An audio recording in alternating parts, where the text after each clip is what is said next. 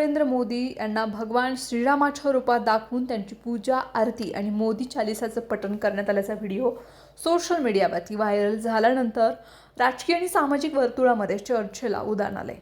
हा प्रकार दिल्लीमधील प्रेस क्लब ऑफ इंडिया परिसरात घडल्याचं समोर आले.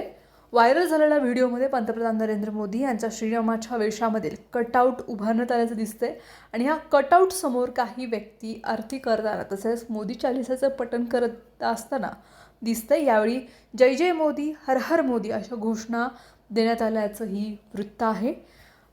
या व्हिडिओनंतर सोशल मीडियावरती तीव्र प्रतिक्रियाही उमटलेत. एका विद्यमान पंतप्रधानाला देवाच्या रूपात सादर करून धार्मिक विधी करण्यात आल्यानं राजकीय व्यक्तिमत्वाचं देवतीकरण करण्याचा जो प्रयत्न होत असल्याची टीका काही जणांनी केली, तर दुसरीकडे काही समर्थकांनी हा प्रकार श्रद्धेचा भाग असल्याचं म्हणत त्याला समर्थन केले.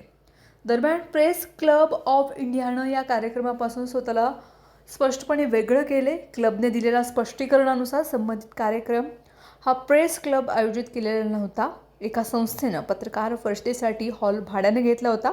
मात्र ठरवून दिलेल्या अटींचा भंग झाल्यानं निदर्शनास आल्यानंतर क्लबच्या अधिकाऱ्यांनी हस्तक्षेप करून कार्यक्रम थांबवला. या कार्यक्रमाचं आयोजन बिहार स्टेट ट्रान्सजेंडर वेलफेअर बोर्डाशी संबंधित असल्याचं सदस्यांनी केल्याचं सांगते. या वृत्तात नमूद करण्यात आलं आहे. त्यामुळे या प्रकाराला केवळ सोशल मीडिया वाद न राहता धार्मिक प्रतीकांचा राजकीय वापर, व्यक्तिपूजा आणि पत्रकारितेच्या संस्थेच्या परिसरात अशा कार्यक्रमाचं आयोजन यावरही प्रश्न जे चिन्ह आहे ते उपस्थित झाले.